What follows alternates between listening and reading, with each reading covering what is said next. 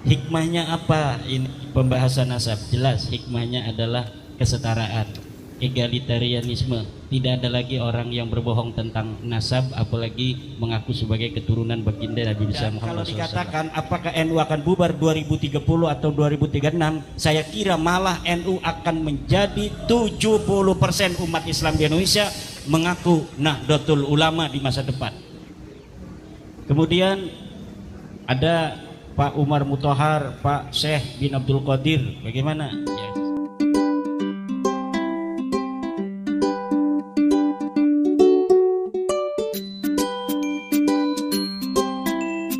Dikhawatirkan ada dikotomi. Betul, kalau tidak ada terbongkarnya nasab ini akan ada dikotomi terus sampai kiamat di Indonesia, di mana dikotomi ini turunan Nabi, ini bukan. Tapi sekarang sudah terbongkar, jadi semuanya tidak ada dikotomi, semuanya sama, bangsa Indonesia. Kalau ada sinar putih besar disorot oleh NASA Amerika ini, saya nggak paham ini. Nanti yang jawab dukun.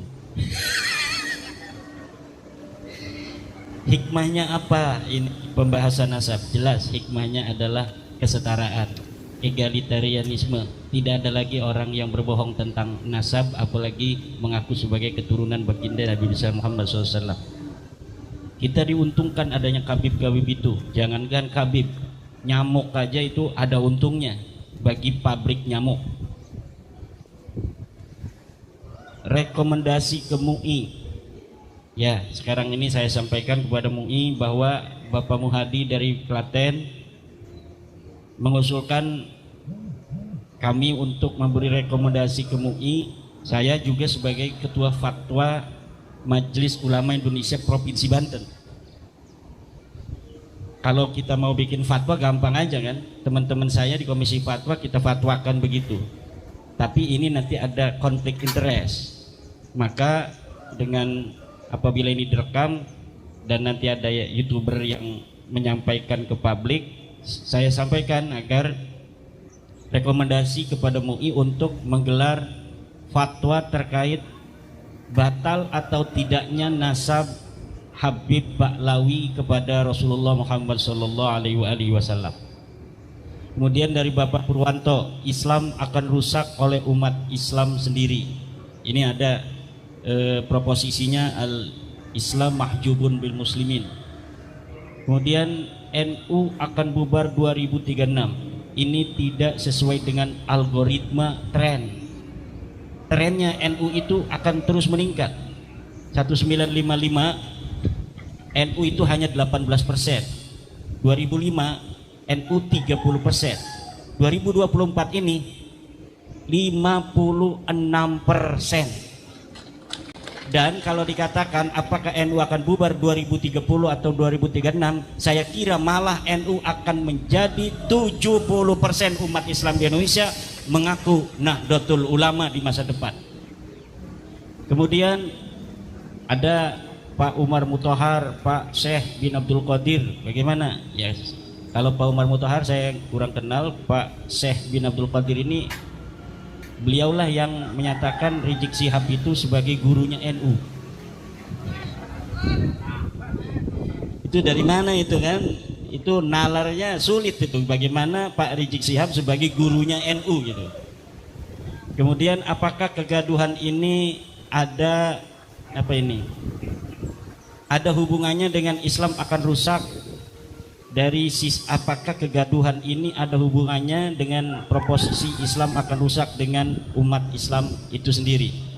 Saya kira kalau kegaduhan, Nabi Muhammad saja ketika diberikan wahyu oleh Rasulullah Muhammad SAW tentang syahadat tidak ada Tuhan selain Allah, Nabi Muhammad adalah Rasulullah, mengatakan itu ya bikin gaduh. Jadi tidak setiap sesuatu yang bikin gaduh itu adalah tidak bermanfaat. Tidak setiap yang bikin gaduh itu tidak akan ada sisi positif untuk kemanusiaan itu sendiri.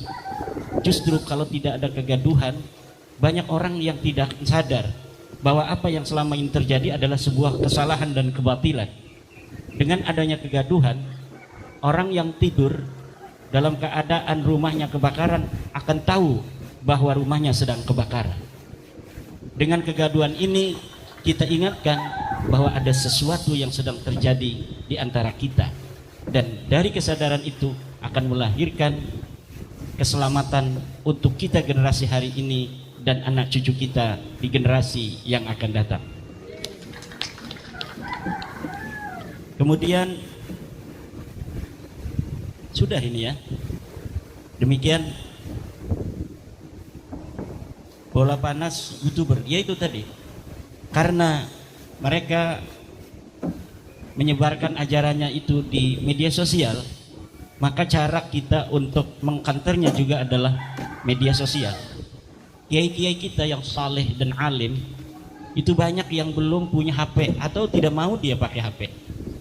Maka selain kita menyebarkan kesadaran ini yang telah kita dapatkan, pengetahuan yang telah kita baca ini, kita sebarkan juga melalui media sosial, dan simultan dengan itu kita juga terjun ke daerah-daerah seperti malam hari ini.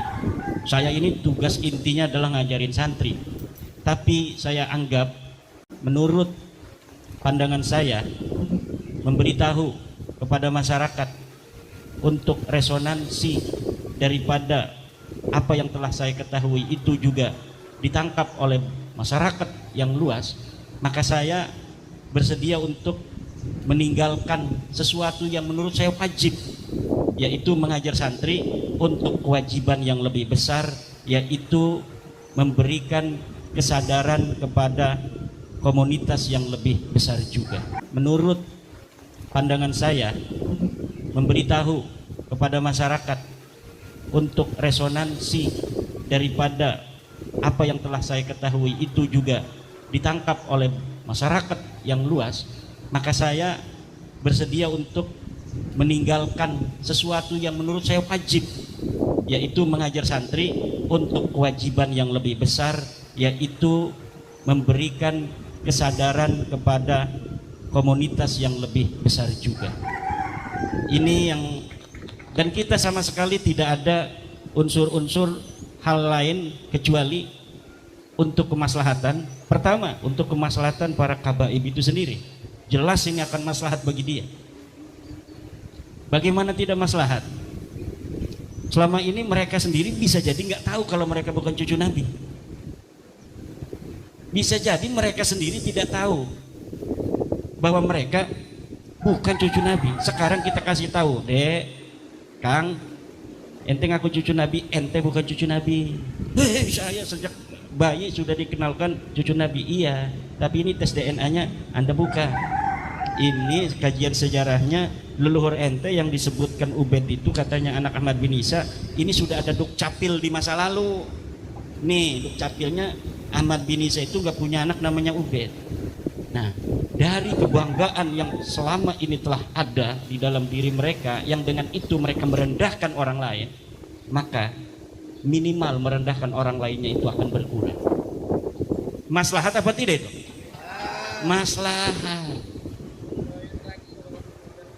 Yang kedua, maslahatnya untuk umat Islam. Selain ada narasi bahwa mencintai ahlu bait Nabi itu adalah sebuah kewajiban bagi Ahlussunnah wal Jamaah, tapi mengenai keturunannya ini masih sangat debatable, multi tafsir, dan saya di antara orang yang menyatakan tidak ada dalil bahwa kita wajib mencintai keluarga Nabi karena zatnya, walaupun dia fasik, walaupun dia ahli maksiat. Tidak ada. Tidak ada dalil satupun yang menyatakan itu. Dan ini melawan narasi yang mereka kembangkan. Lihat anaknya Taufik Sigap, kalau ada Kabib mabok, jangan benci dia, karena dia turunan Nabi, mengalir darah di dalam dirinya itu darahnya Nabi. Kasih beras dia, masih ada di YouTube sekarang. Ini yang kita lawan, Pak. Tidak ada ajaran begitu. Lihat di dalam Al-Quran, kita ini umat Islam, kitab kita ini Al-Quran. Pegangan kita yang kedua adalah hadis. Lihat di hadis, baik di Bukhari, Muslim, Sunan Abi Dawud, Ibnu Majah, Nasai, Turmudi, ada tidak sebuah ajaran orang wajib dicintai kalau dia mengaku keturunan Nabi, walaupun dia berzina, walaupun dia bermaksiat, walaupun dia narkoba? Tidak ada. Dan ini yang ingin kita lawan agar umat Islam tidak terjerembab dalam ajaran-ajaran yang sesat. Jadi narasi-narasi yang agak rasis, banyak yang komentar pada kami, bukan hanya saya, terutama kepada Tengku itu. Katanya kita rasis. Rasis kita membalikan saja. Karena dulu mereka rasis. Bagaimana tidak rasis kalau orang Jawa yang ganteng-ganteng tidak boleh menikahi keluarga dia padahal sekolahnya bareng. Ya namanya sekolah bareng, lihat-lihatan cinta, betul tidak? Kemudian hanya karena kita orang Jawa kemudian tidak bisa menikahi dia. Padahal duit banyakan kita, betul tidak? Duit banyakan kita, ilmu banyakan kita.